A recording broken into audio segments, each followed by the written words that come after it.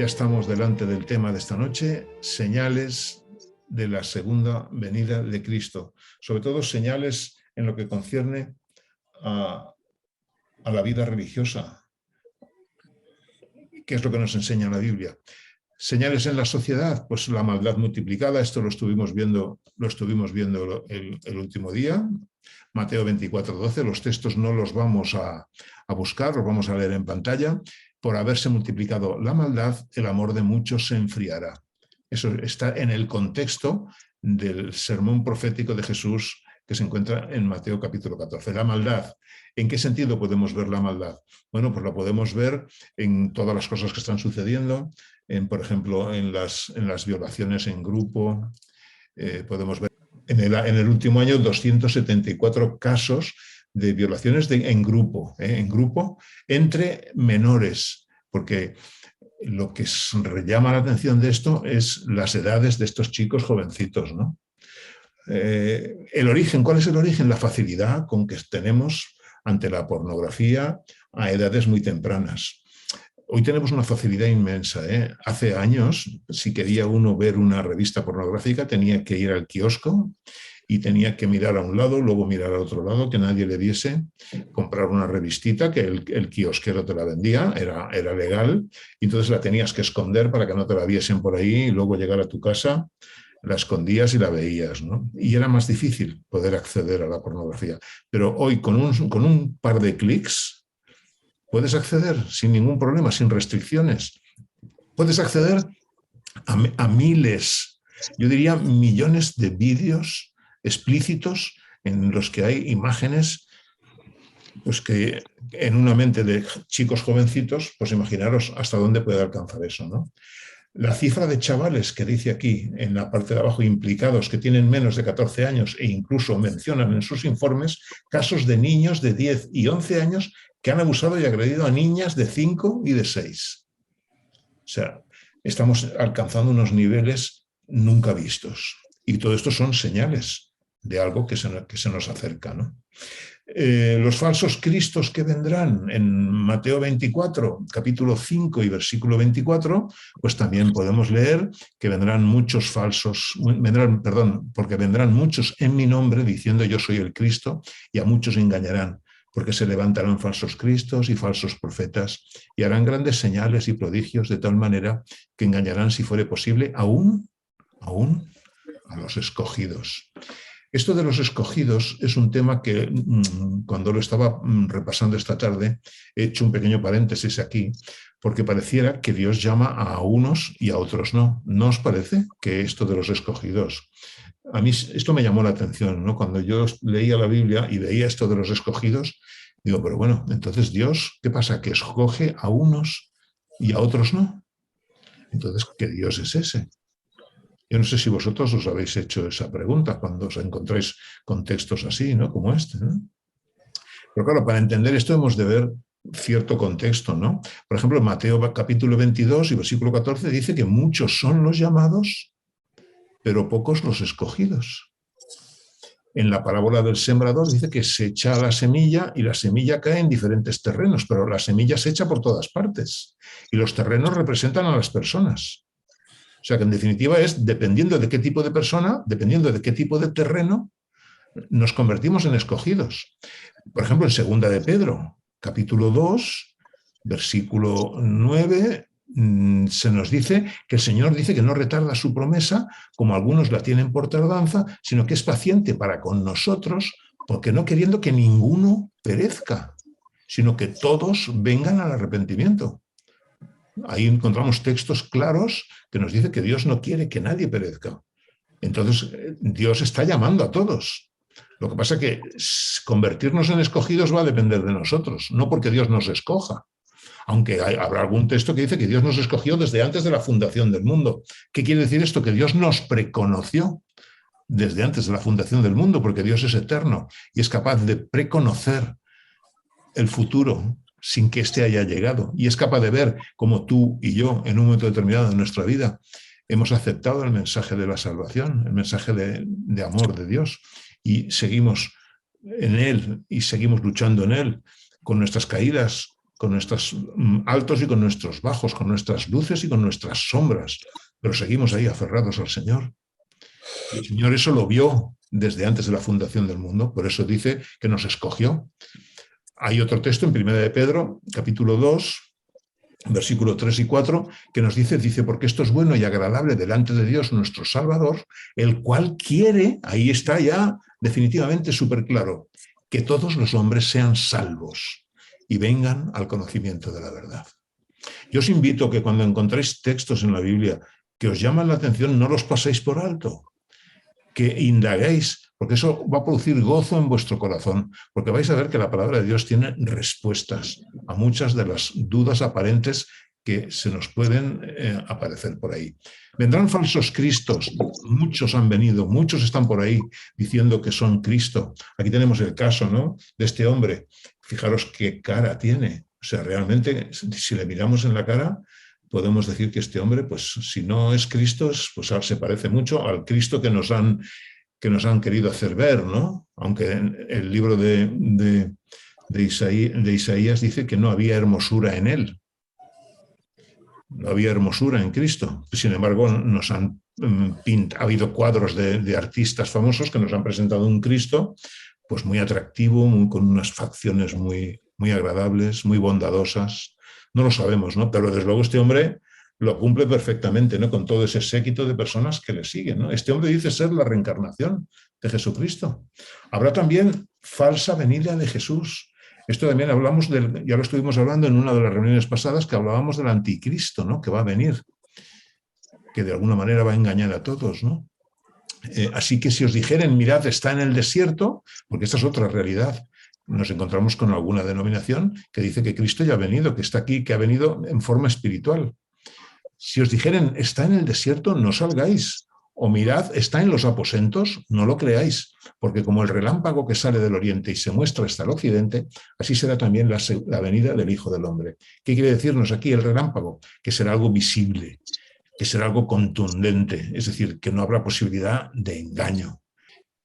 Falsa venida de Jesús, aquí tenemos ¿no?, la imagen que salía hace un instante, que habíamos hecho un poquito en grande. Este hombre dice ser la reencarnación de Jesucristo y es arrestado en Siberia. Otro también con una imagen y con un aspecto muy agradable, ¿no? Aquí tenemos ahora una pareja australiana que asegura ser Jesucristo y María, que forman una secta que factura $500,000 al año. Tengo que deciros una cosa, que hay muchos falsos cristos y falsos maestros que son seres humanos que tienen la necesidad de engañar a las personas porque tienen mentes poderosas y lo pueden hacer y engañan a muchos. Y lo que hacen es grandes negocios con las personas, porque somos muy vulnerables. Luego ahora mismo lo vamos a ver. Pero hay otros que realmente sienten un llamado en su interior de que son Jesucristo y lo hacen de todo corazón, ¿eh? O sea, están convencidos de que son ellos, ¿no? Hay de todo. Estamos en un mundo en el que hay de todo. Hay engaño y hay personas que sinceramente creen lo que no son. Y sinceramente hay muchas personas sinceras, hay muchos cristianos sinceros, pero que también se van a perder, porque la salvación no tiene que ver con la sinceridad, aunque sí, tiene que ver con la entrega del corazón, con la entrega. Surgimiento de falsos profetas. En este caso, Mateo 24:11 nos lo dice aquí, ¿no? Y muchos falsos profetas se levantarán y engañarán a muchos. En 2 de Timoteo, capítulo 4, versículo 3 y 4, se nos dice, porque vendrá tiempo que no sufrirán la sana doctrina, sino teniendo comezón de oír, acumularán para sí maestros conforme a sus propias concupiscencias. Las personas hoy no hay hambre de la palabra de Dios. La palabra de Dios hoy nos llama la atención. Hemos entrado en un mundo en que la palabra de Dios es algo más, es una cosa más dentro de la dimensión espiritual del ser humano, porque todos tenemos una dimensión espiritual. Vamos a verlo ahora, ¿no? Por ejemplo, en la nueva era. La nueva era es un movimiento mundial basado un poco en las religiones orientales, en las que agrupa todo lo espiritual. Por eso hoy es tan complejo y tan complicado en el mundo avanzado, en el mundo en Europa, Estados Unidos, el que las personas sean seducidas por el Evangelio. Porque las personas hoy te encuentras que dicen que sí, que creen, porque hace años había muchas personas totalmente incrédulas, ¿no? Que no creían en nada. Pero hoy en día la gente, todo el mundo cree que hay algo, que hay un movimiento, sí, hay un Dios. Incluso pues, la nueva era pues, está hablando de esto, de que todo además forma parte de la dimensión espiritual, ¿no? Mahoma, Buda, y esto es lo que tiene que ver un poco la nueva era, ¿no? En la nueva era se distinguen tres figuras de Cristo. El Cristo, Jesucristo y el Maitreya. El Maitreya es el maestro universal que ha de venir. Si os dais cuenta, la nueva era preconiza que también va a venir alguien, ¿no? Es la tercera figura del Cristo de la nueva era, es el Cristo futuro, el Cristo como maestro universal que debe venir. Y hay un sector importante de la nueva era más ligado a los orígenes teosóficos, que la teosofía es un movimiento espiritista que se originó en el siglo XIX a cargo de Madame Blavatsky, que escribió un libro y la teosofía significa la sabiduría suprema, que parece ser que todos podemos alcanzar esa sabiduría suprema, ¿no? Es ese hombre que llega a hacerse Dios y llega a alcanzar esa sabiduría suprema, ¿no? Todo eso englobado dentro de la nueva era, ¿no? Y esto está más ligado a los orígenes teosóficos y se espera un maestro mundial, dice en esta cita, que actuará como catalizador y dará un impulso decisivo a la nueva era. Es decir, esta es otra de las manifestaciones, de las señales de la segunda venida de Cristo, el desarrollo de movimientos espiritualistas que agrupan a todo, pero que en realidad lo que crean es una enorme confusión y que de alguna manera lo que hacen es que las personas dejen de darse cuenta de que hay un mensaje concreto y real que solamente se encuentra en la palabra de Dios, solamente está ahí y que pasa a través de Jesucristo, el Mesías anunciado, que vino en el tiempo que tenía que venir y que volverá. Y eso todo lo que hace es crear la confusión. Por eso en Apocalipsis se repite tantas veces Babilonia, la madre de las rameras, porque Babilonia viene de Babel y Babel significa confusión. Maldad multiplicada, el crecimiento del espiritismo, horóscopos, mediums, millones de personas consultan hoy en el futuro, políticos de diferentes países, se tienen mediums y personas de estas que presentan el futuro, que estudian el futuro, los tienen a su disposición y los consultan de manera intermitente para saber lo que va a suceder. Hay muchos farsantes, pero hay algunos que tienen cierta dosis de verdad. No es que puedan predecir el futuro, pero pueden predecir ciertas cosas.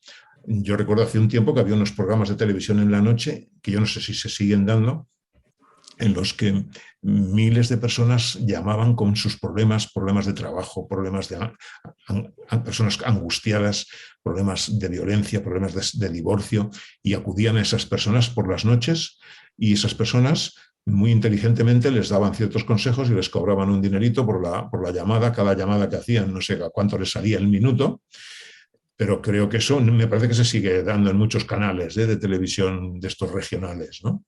El ser humano... El canal 25, por ejemplo, sí. Sí, exacto. Sí.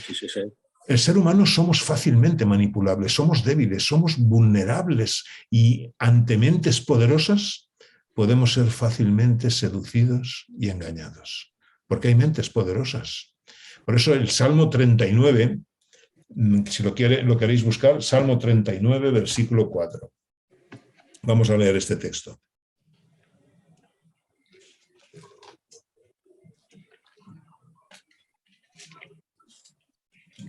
El primero que lo tenga. Dice, Señor, hazme saber mi fin, cuál es la medida de mis días, y sepa yo cuán frágil soy. Sepa yo cuán frágil soy. Que a veces, qué atrevidos que somos, a veces pensando que conocemos las cosas, sin darnos cuenta de la fragilidad que tenemos cada uno de nosotros, de lo vulnerables que somos ante ante mentes poderosas, ante la obra del diablo, ¿no? Ya el otro día que estuvimos en la reunión que no grabé, cuando hablaba del espiritismo, aparecen estos textos que tenemos aquí, Apocalipsis 13, versículo 13 y 14, cuando se habla de la imagen de la bestia que engañará, que hará descender fuego del cielo y engañará a muchos. Y en Efesios 6:12 se nos dice que no tenemos lucha contra carne y sangre, sino contra principados de las tinieblas. Si queréis, vamos a buscar Efesios 6:12 porque este texto es importante. Porque no tenemos lucha contra sangre ni carne, sino contra principados, contra potestades, contra los dominadores de las tierras y contra huéspedes espirituales de maldad en las regiones celestes. Las regiones celestes, acordaros de las regiones. Las regiones celestes significa las regiones del cielo, o sea, del cielo que vemos nosotros, ¿no? Ahí son entidades espirituales, de maldad. Y yo el último día que estuve con vosotros os incluso envié al grupo 3 libros por si queríais ver realmente y quedaros impactados, porque yo cuando los leí me impactaron mucho, son historias reales. Esta es la historia de una médium poderosísima que luego se hizo adventista, María, la hija de las sombras. Os envié los enlaces ahí al grupo. Este otro libro, este no es de historia real, este es un libro de teología, teológico muy bueno también, que habla de la posesión demoníaca. Y este es otro testimonio de un joven de la Primera Guerra Mundial, que cuando terminó la Primera Guerra Mundial volvió a Estados Unidos y allí empezó a ser seducido y ser introducido en la iglesia de Satanás. Y este hombre cuenta, el libro empieza diciendo: estoy en mi casa ahora mismo y están volando delante de mi cabeza libros y las cosas que tengo en la mesa están volando, estrellándose contra la pared, las puertas se cierran y se abren solas. Así empieza el libro, porque empieza ahí el libro porque él en ese impasse está a punto incluso de bautizarse en la iglesia de Satanás, pero en ese impasse conoce a un adventista y entonces empieza a rechazar lo que se le está ofreciendo, ¿no? Y cuando empieza a rechazar lo que se le está ofreciendo, el líder de ese grupo, de esa iglesia de Satanás que le está introduciendo ahí, le dice: eres hombre muerto. Tienes que saber que eres hombre muerto. Lo que pasa es que, evidentemente, al acercarse a Dios, Dios es más poderoso que Satanás y Dios le protegió. Pero cuenta unas historias y él cuenta unas experiencias cuando está introduciéndose en esa iglesia, de que, por ejemplo, él va al hipódromo y cada vez que va al hipódromo se lleva unos fajos de billetes porque en su mente aparece el caballo que va a ganar y aparece, o sea, una serie de cosas. Y claro, la gente que se mueve en esa religión es una gente adineradísima.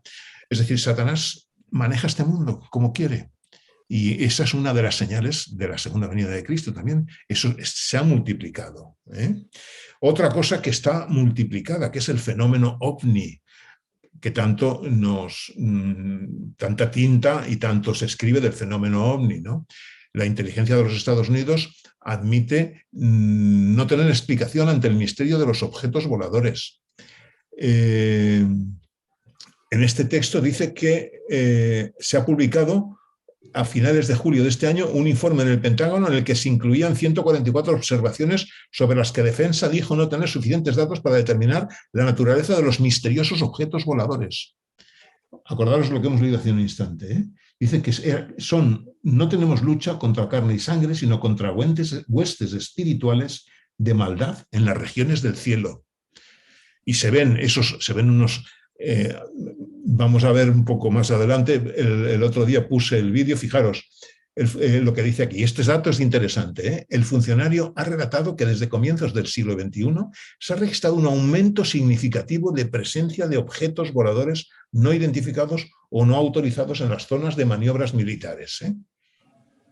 Vamos a seguir adelante. Hay un vídeo que lo puse el último día. ¿Queréis que lo veamos? Dura 4 o 5 minutos. ¿Queréis que lo ponga otra vez? Los que no lo visteis, pues vamos a ponerlo. El día 27 de abril de 2020, cuando el mundo se encontraba en cuarentena por la pandemia de coronavirus, el Pentágono desclasificaba las grabaciones de 3 ovnis.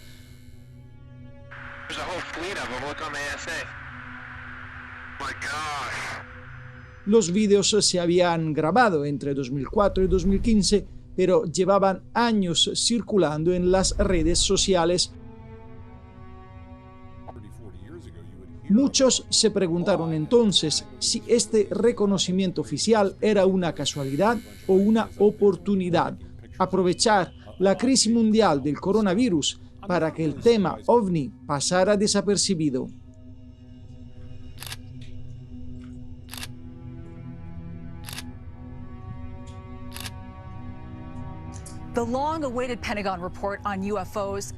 El día 26 de junio de 2021, el Departamento Nacional de Inteligencia del Pentágono ha publicado el primer informe oficial sobre ovnis, un dossier de apenas 9 páginas que deja más preguntas que respuestas, pero por primera vez Estados Unidos reconoce que no sabe todo lo que pasa en sus cielos.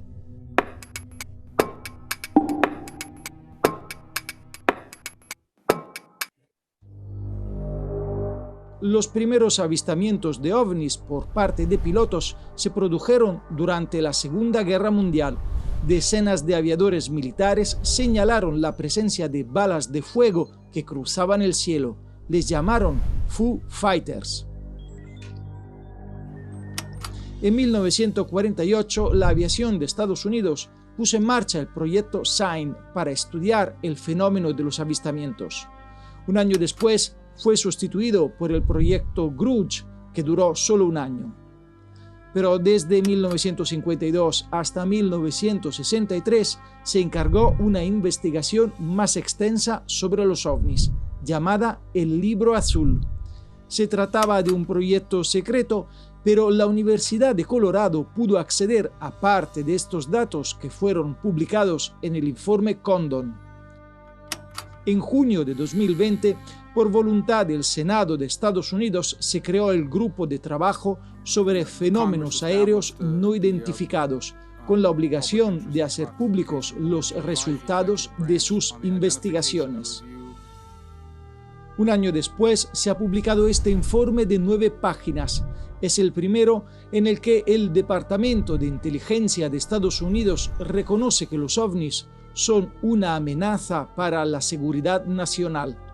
La primera novedad que se puede leer en este documento es la sustitución de la palabra OVNI por una nueva sigla, UAP, Fenómeno Aéreo No Identificado. Hasta ahora, entre los pilotos, sobre todo civiles, hablar de OVNI era tabú. No es que no se vieran, pero hablarlo podía significar la exclusión del servicio activo, un estigma que el mismo informe reconoce que puede dificultar el análisis científico. El informe analiza 144 avistamientos entre 2004 y 2021. La mayoría han sido reportados por pilotos de la Armada. En 80 casos hay datos instrumentales sobre estos fenómenos. El informe evita en todo momento utilizar la palabra extraterrestre, pero en ningún punto excluye abiertamente esta posibilidad. El dossier no viene acompañado por ningún tipo de documento. Solo en un caso se ha podido encontrar una explicación satisfactoria: el desinflamiento de un balón aerostático. Los demás avistamientos se han repartido en 5 categorías: desórdenes atmosféricos provocados por aves, balones aerostáticos o drones, fenómenos naturales como cristales de hielo suspendidos o tormentas eléctricas. La tercera categoría incluye desarrollos industriales de programas secretos del gobierno. En la cuarta están los fenómenos relacionados con tecnología de países extranjeros como China o Rusia. En la última, los avistamientos sin datos suficientes para formular hipótesis. Es aquí donde se concentran los casos que apuntan a los extraterrestres. El dossier no desglosa cuántos eventos hay en cada categoría, pero reconoce que representan una amenaza para la seguridad del transporte aéreo. En 11 casos, los pilotos han estado a punto de perder el control del avión. The long-awaited Pentagon report on UFOs was released today. A pesar de la expectación que había generado, el informe concluye sin dar respuestas.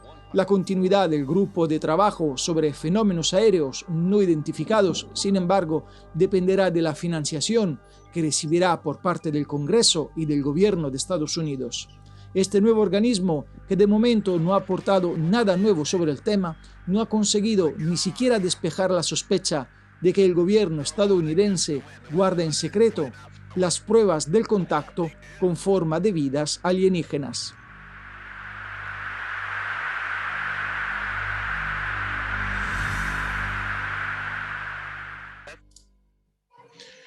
Muy bien.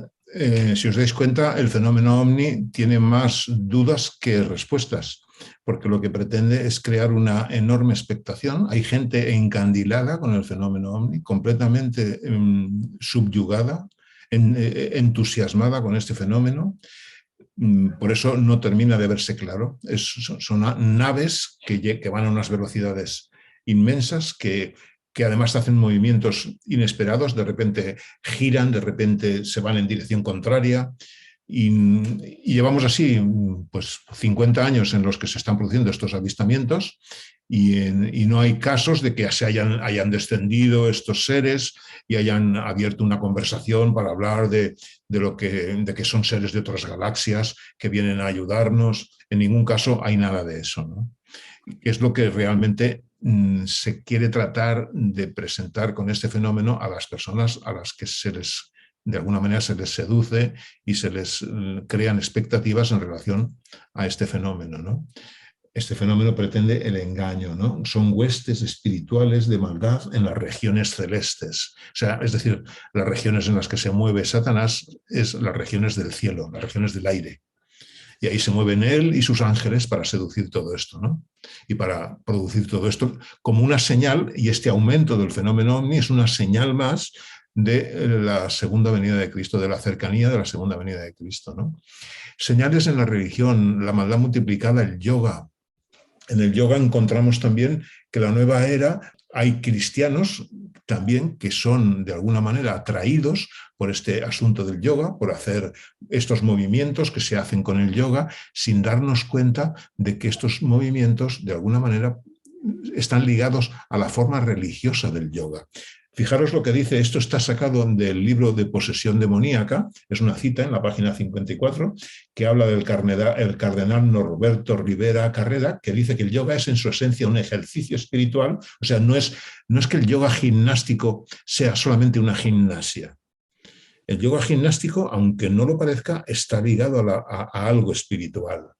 No conocemos muchas cosas de nuestra interioridad. Satanás y sus ángeles son mucho más poderosos que nosotros, conocen muchas más cosas de nosotros, de nuestro psique, de nuestra mente, y saben por dónde pueden entrar en las personas de alguna manera y poder engañarnos y poder dominarnos sin que nosotros nos demos cuenta, creyendo que somos libres, ¿no?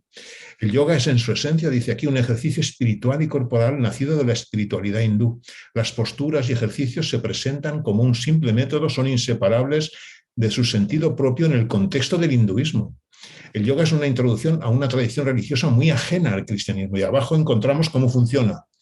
La iluminación se lograría despertando a Shiva. El Shiva es un dios hindú en forma de serpiente, que es el Kundalini, que se dice que mora al final de la espina dorsal de cada ser humano. O sea, cuando termina la espina dorsal de cada uno de nosotros, ahí se mora esa serpiente, que es el Kundalini, ¿no? ¿Y qué finalidad tiene que esa serpiente more ahí? Es decir, cuando nosotros hacemos ejercicios gimnásticos de yoga y adquirimos las posturas del yogi, pues entonces facilitamos, ¿qué facilitamos?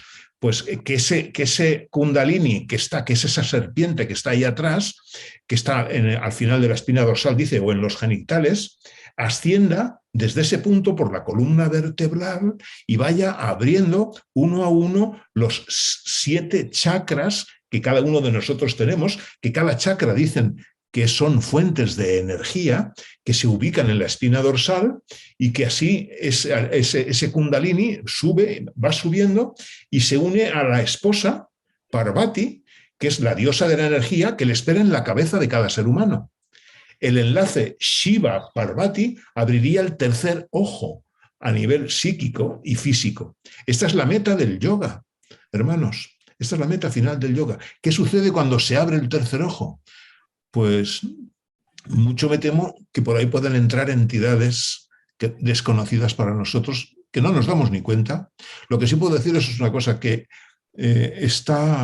hay muchos casos de personas que han practicado yoga y terminan con graves y terribles depresiones.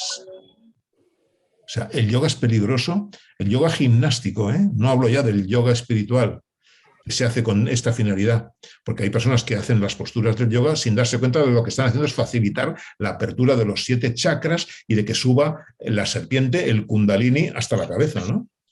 En fin, esto es otra idea, ¿no? Otra señal que está muy extendida y que forma parte del engaño del diablo a todo el mundo, ¿no? El aumento de la ciencia bíblica en Daniel capítulo 12, versículo 4. Pero tú, Daniel, cierra las palabras y sella el libro hasta el tiempo del fin. Muchos correrán de aquí para allá y la ciencia bíblica aumentará. El libro de Daniel fue cierra las palabras. El cierra las palabras significa que las palabras de las profecías de Daniel no se entenderían. ¿Hasta cuándo? Hasta el tiempo del fin. Cierra las palabras y sella el libro. Es decir, el libro no se estudiaría ¿hasta cuándo?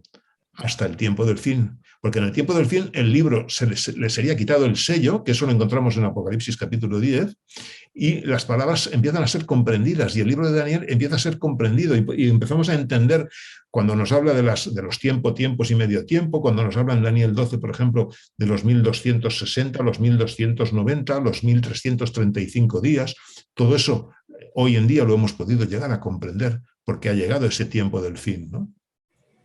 Otra de las señales es la de los burladores de la fe. Segunda de Pedro, capítulo 3, versículo 3 y 4, nos dirá que sabiendo primero esto, que en los últimos días vendrán burladores andando según sus propios malos deseos, diciendo dónde está la promesa de su advenimiento, porque desde el día en que los padres durmieron, todas las cosas permanecen así como desde el principio de la creación. Hoy hay mucha gente que realmente se mofa de los cristianos. Yo estoy en un grupo de excompañeros míos de trabajo, gente muy inteligente, gente con doctorados en ingeniería, en telecomunicaciones, gente muy preparada.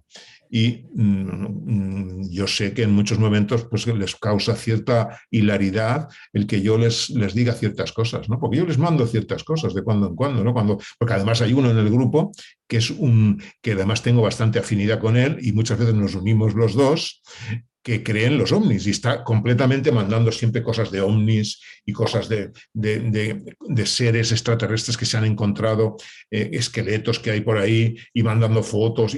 No sabéis lo que llega a mandar este chico, ¿no? Además es un chico inteligente, un chico muy en fin. Y en muchos momentos, pues, claro, yo le digo que sí, que tiene razón en algunas cosas, porque dices que nosotros estamos aquí por los extraterrestres, dice. Y yo le digo, pues sí, porque si Dios no nos hubiese creado, no estaríamos aquí. Y como además el Dios nos ha dicho que nuestro reino no es un reino de este mundo, realmente es que nosotros somos un poco extraterrestres. Y eso, de hecho, le he pasado algún libro y he tenido oportunidad de hablar, pero ya por eso os digo que hoy es tan complicado el presentar la verdad, sobre todo a personas que tienen conocimientos y han estudiado. Y es complejo, por eso en Europa el Evangelio crece tan poco. Si no fuese por las personas que habéis venido de otros lugares de Hispanoamérica y de otros lugares, en Europa crece muy poco. Entre otras cosas, crece poco porque aquí se ha creado en Europa la vacuna del catolicismo. El catolicismo ha hecho tantas barbaridades que se ha creado la antirreligión. Y las personas están pensando que todo aquello que tiene que ver con la religión es toda una falsedad, porque realmente el papado lo que ha hecho es pues, ser y perder la coherencia. Es decir, hablan, pero no viven lo que hablan.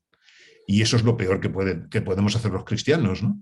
Eso es lo que le sucedió a Gandhi en cierta ocasión, porque sabéis que Gandhi vivió en Inglaterra y vivió con cristianos. Gandhi, el pacifista indio, el que logró la independencia de la India, ¿no? Y Gandhi llegó a decir que si no hubiese sido por los cristianos, con los que él convivió en Inglaterra antes de ir a la India, si no hubiese sido por los cristianos, él se habría hecho cristiano. Fijaros, qué frase, ¿eh? si no hubiese sido por los cristianos, él se habría hecho cristiano, porque llegó a ver en los cristianos esa dualidad a veces que hablamos mucho, pero que en la hora de la verdad no practicamos y no vivimos lo que hablamos, que eso hace un daño terrible, terrible. Por eso Satanás trata de que seamos así, ¿no? De que no vivamos lo que hablamos. Hombres religiosos con apariencia de piedad, otra de las señales, segunda de Timoteo, capítulo 3, versículos del 1 al 5. Debes saber esto, que en los últimos tiempos vendrán tiempos peligrosos, porque habrá hombres amadores, los últimos tiempos, hombres amadores de sí mismos, avaros, vanagloriosos, soberbios, blasfemos, desobedientes de los padres, ingratos, impíos, sin afecto natural, implacables, calumniadores, intemperantes, crueles, aborrecedores de lo bueno, traidores, impetuosos, infatuados, amadores de los deleites más que de Dios, que tendrán apariencia de piedad, pero negarán la eficacia de ella. A estos evita. Esto es lo que le dice Pablo a su amigo y discípulo Timoteo.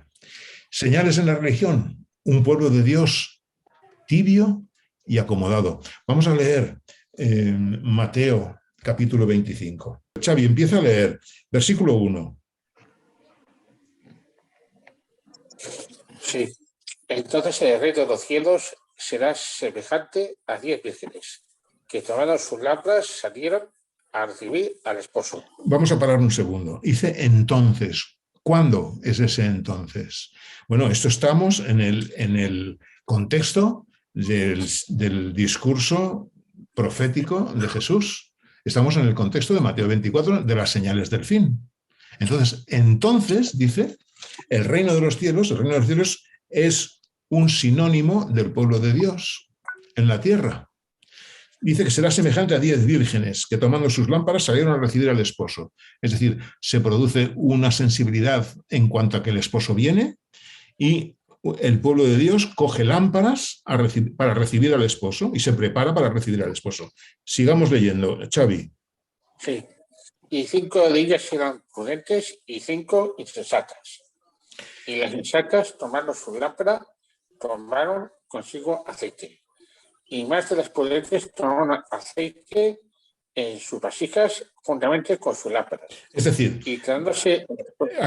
Vamos a parar aquí, Xavi. Es decir, hay 10 vírgenes que dice que 5 eran prudentes e insensatas. ¿Por qué eran unas prudentes y insensatas? Porque tomaron aceite. El aceite en la Biblia es un símbolo del Espíritu Santo. No lo vamos a buscar ahora mismo, pero es un símbolo, buscadlo y veréis que es un símbolo del Espíritu Santo. Y unas llevaban aceite en las lámparas y otras no llevaban aceite. Sigamos leyendo, versículo 5. Rosa, ¿quieres continuar tú? Sí. Al tardarse el novio, a todos les dio sueño y se durmieron.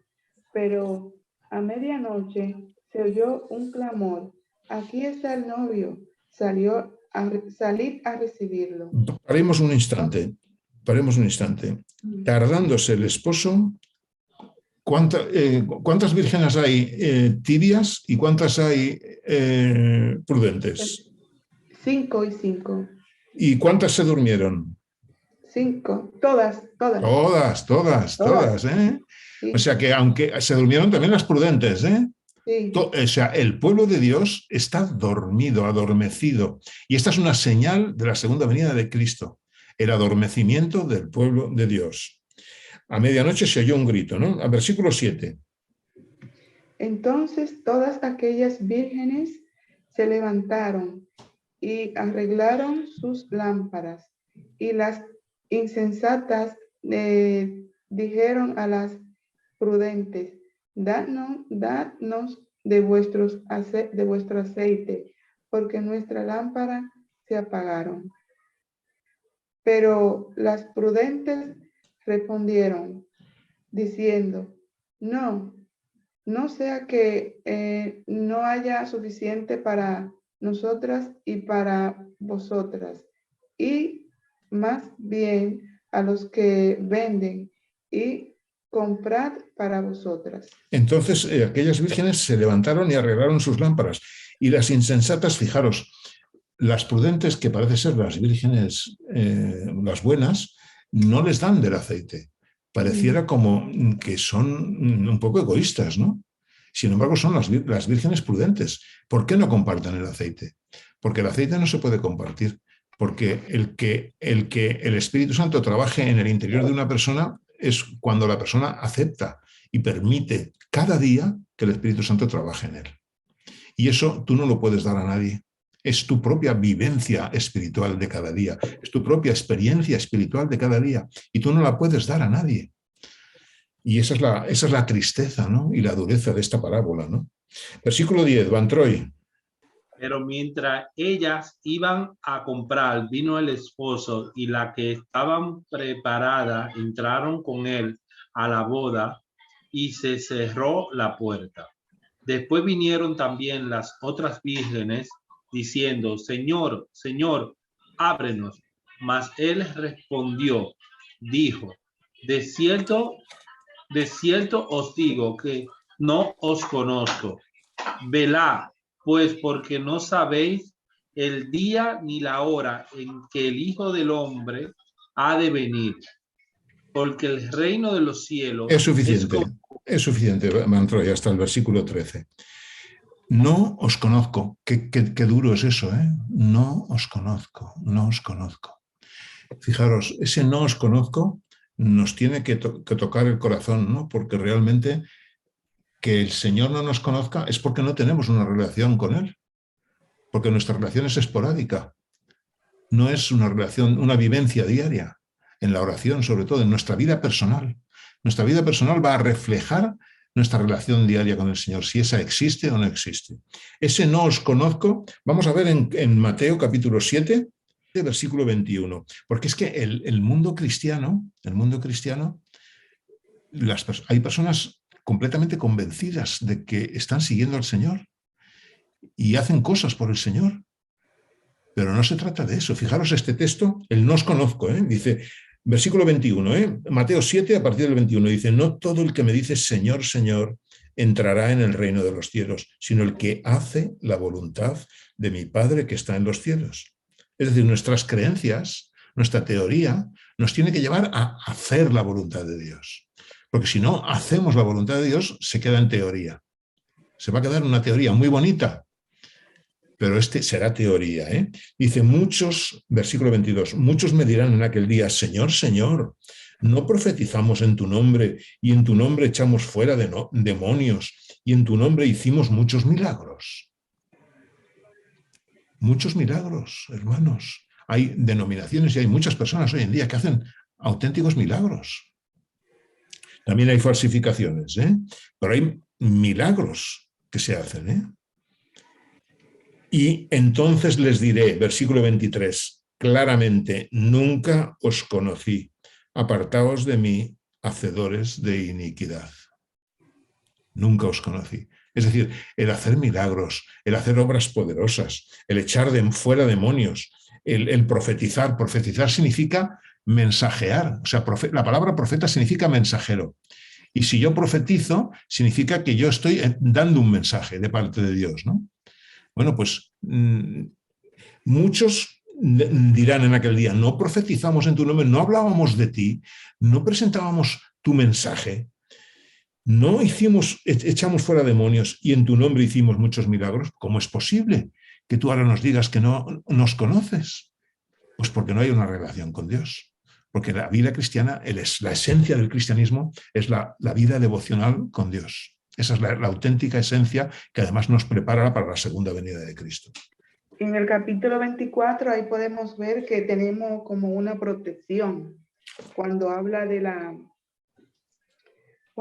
que aquí dice: por tanto, cualquiera que oye esta palabra mía y la pone en práctica será semejante a un hombre sabio que edifica su casa sobre la roca. Bien. O sea que también es como una protección que tenemos. Sí, señora, sí. Ese texto lo tenemos ahora en un instante. Falta de fe en la sociedad del tiempo del fin. Esa es una de las señales. Falta de fe auténtica, la verdadera, porque hay la barata y hay la falsa, Lucas 18 nos dice: pero cuando venga el Hijo del Hombre, hallará fe en la tierra. Esa es incógnita, un llamado que se nos hace ahí, que llama nuestra atención, ¿no? ¿Hallará fe en la tierra? Claro, ese texto, esa pregunta se responde con Apocalipsis 14:12, cuando dice, aquí está la paciencia de los santos, los que guardan los mandamientos de Dios y tienen la fe de Jesús. Perseverancia significa paciencia, ¿eh? Aquí está la paciencia, la perseverancia. Son dos palabras sinónimas, ¿eh? La perseverancia, es decir, la continuidad en nuestra relación con el Señor. Ahí es donde está la auténtica fe, ¿eh? Otra de las señales del tiempo del fin es la predicación del Evangelio eterno al mundo. Apocalipsis 14:6 nos dice, en medio del cielo vi volar a otro ángel que tenía el Evangelio eterno para predicarlo a los habitantes de la tierra, a toda nación, tribu, lengua y pueblo. Esa es otra de las señales en cuanto a la vida religiosa. Y este Evangelio se predica prácticamente, ha alcanzado a todo el mundo. Siempre hay lugares, ¿no?, que cuesta mucho más de alcanzar.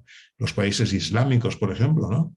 Cómo entró el Evangelio en China, cómo entraba el Evangelio en la antigua Unión Soviética, lugares completamente cerrados, ¿no? Cómo cuesta de que entre en los países islámicos, pero también está entrando, ¿eh? La predicación del Evangelio eterno al mundo, que eso es así. Ante la inminente aparición de nuestro Salvador, ¿qué mensaje debe de ser predicado? El que se encuentra en Apocalipsis 14, versículos del 6 al 10, el mensaje de los 3 ángeles. Aquel que dice, y vi volar otro ángel en medio del cielo que tenía el Evangelio eterno. El Evangelio eterno es el de siempre, es el Evangelio del amor de Dios. Es el mensaje, el Evangelio son buenas noticias y en definitiva es el mensaje del amor de Dios. Eso es lo que nos corresponde predicar a nosotros, pero predicarlo con nuestra propia vida, mucho más que con nuestras palabras, ¿eh? Muchas veces queremos hacerlo con nuestras palabras, pero como lo debemos hacer verdaderamente es con nuestra propia vida, ¿eh? A toda nación, tribu, lengua y pueblo, diciendo en alta voz, amad a Dios, buscad a Dios, temed a Dios y dadle gloria, porque la hora de su juicio ha venido. Y adorad a aquel que hizo el cielo y la tierra, el mar y las fuentes de las aguas. Adorad a aquel, a Dios. Él hizo el cielo y la tierra, y ahí lo tenemos en el libro de Génesis, ¿no? Adorad a ese, ¿no? Porque muchas veces también nos hemos olvidado del Padre. A veces focalizamos tanto en el Hijo que olvidamos al Padre, ¿no? Y es importante que tengamos presente al Padre, porque el Padre también es considerado en la Biblia como nuestro Salvador. Y vi otro ángel que le siguió diciendo, ha caído Babilonia, aquella gran ciudad, porque ella ha dado de beber a todas las naciones del vino de la ira de su fornicación.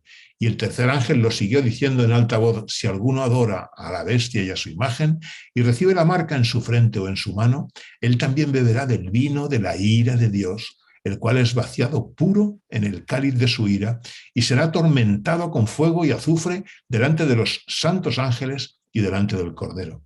Atormentado con fuego y azufre. También suena un poco esto, ¿verdad que no suena un poco duro en la cabeza cuando hablamos de un Dios de amor que resulta que atormenta con fuego y azufre? ¿Verdad que sí? A mí cuando me encuentro con estos textos, pues yo no me veo obligado a estudiarlos, ¿no? Y ahora no nos da tiempo de estudiarlo, pero voy a compartir con vosotros un texto al menos para que os quedéis más tranquilos, ¿eh? Porque es posible que el que aparezca esto del tormento, y en otro lugar hablará del tormento eterno, ¿eh?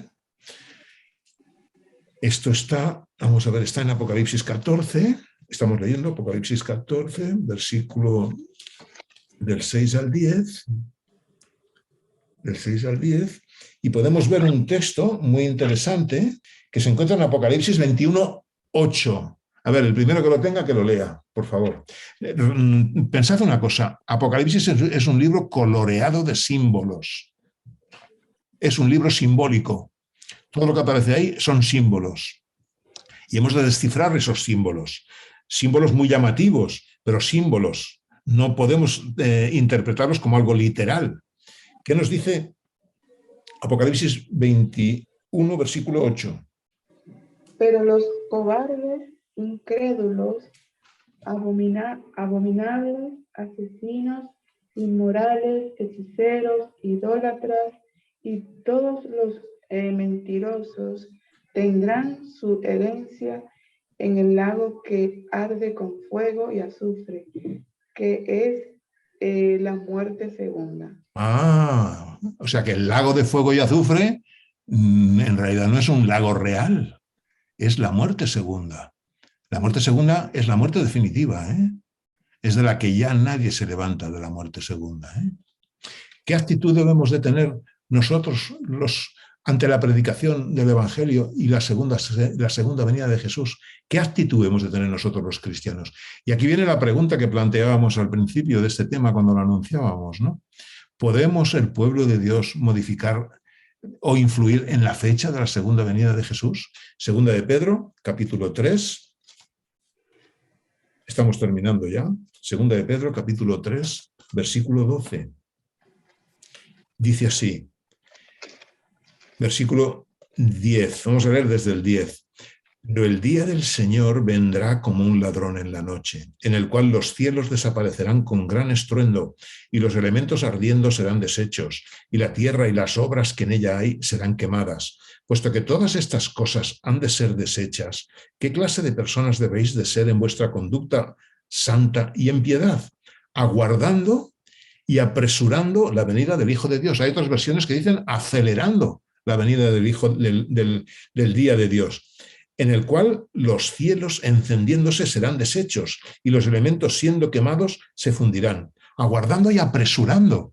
Si nos dice ahí que nosotros que podemos apresurar la segunda venida del día de Dios, si nosotros podemos apresurar la venida del día de Dios, yo pregunto, si la podemos apresurar, ¿también podemos atrasarla? Pregunto. Sí, si no estudiamos la palabra de Dios y la damos a conocer, la atrasamos. Exactamente. Pero claro, entonces viene otra pregunta. ¿Qué pasa? ¿Que Dios es un Dios que está moviendo la fecha en función de lo que hacemos y de lo que no hacemos? No, porque yo entiendo que Dios no está moviendo la fecha. Pero ¿qué pasa? Que Dios, al ser eterno, Dios ha preconocido en un momento de su eternidad, cuando en su mente ha aparecido mi vida y la tuya, en su mente, Él ha preconocido nuestra actitud ante el mensaje y la oferta que Él nos va a hacer de salvación. Y Él ha conocido cuál es nuestra actitud. Y entonces Él sabe cuál es mi actitud, de si estoy involucrado apresurando o no estoy involucrado retrasando. Y en función de lo que Él ha conocido de mi implicación o mi falta de implicación ante el mensaje que Él ha puesto en las manos de cada uno de nosotros, en función de lo que Él ha preconocido, de mí, de ti y de cada uno de los hijos de Dios de este mundo, en función de lo que Dios ha preconocido de todos, Él fijó una fecha. Y la fecha está ahí, pero la fecha la fijó en función de eso. Hay citas de Ellen White que dice que el Señor habría venido ya y su deseo es de venir ya, porque si el Señor hubiese venido, la maldad no se habría desarrollado tanto. Por eso nos encontramos incluso con otra cita de Ellen White que dice que habla de la criminal, con estas palabras, la criminal falta de fe de los hijos de Dios. ¿Y por qué es criminal nuestra falta de fe? Porque con nuestra actitud de no estar involucrados en la obra final que Dios ha puesto en nuestras manos, estamos retrasando que el Señor venga y estamos retrasando que las cosas cambien y que cese la maldad, el dolor, la enfermedad y el llanto.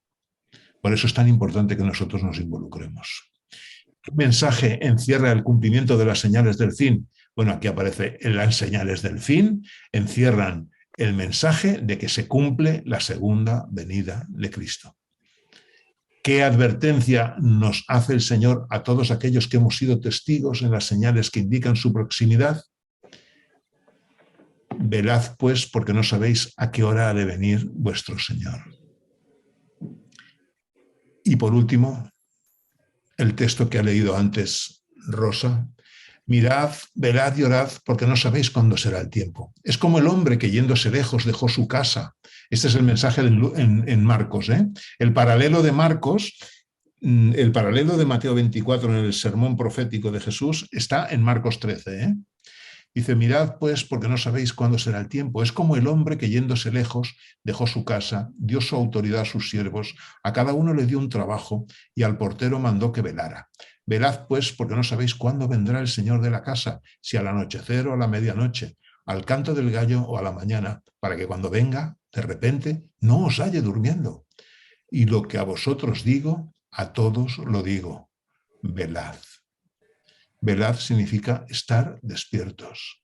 Y estar despiertos significa permanecer en contacto con el Señor. Que nuestra vida diaria esté y permanezca en contacto con el Señor. Muy bien, hemos llegado al final de este ciclo de las señales de la segunda venida de Cristo. Xavi, ¿quieres acompañarnos en oración? Sí, pues sí. Padre de misericordia y compasión, Señor, date gracias por las enseñanzas, Señor, por todo lo que nos has transmitido Jordi a través de ti, todo lo que tenemos en el corazón, que seamos bien perseverantes y que seamos fieles tuyos, Señor, sin equivocarnos, si nos equivocamos nos perdonas, pero que llevamos por buena vía y por buena onda, Señor. Gracias a Dios, danos buena semana, en nombre de Jesús. Amén. Amén. Amén. Muchas gracias a todos por vuestra presencia en esta tarde. Pues nada, que el Señor os bendiga mucho, nos cuidamos mucho y nos vemos Dios mediante el día 18, ¿de acuerdo? Vale, 18. 18. Es una mala fecha. Sí, lunes Es una mala 18. fecha porque ¿sabes quién ganó el 18 de julio, no? ¿Sabes, no? Sí, ¿qué es? ¿Sabes quién ganó? ¿Qué pasó el día 18 de julio, no? ¿Sabes qué pasó? Exacto, sí, hombre, ya lo creo. Lo que fue el levantamiento del ejército, de una parte del ejército español contra la República legalmente constituida aquí en España en el año 1936 y trajo consigo la guerra civil que duró 3 años con casi 1 millón de muertos. Sí. Fue una etapa negra de este país. Muy bien, hermanos, que el Señor nos bendiga a todos. Un abrazo fuerte. Buena semana. Un abrazo. Adiós. Adiós. Cierro la reunión. Adiós. Adiós, Joan.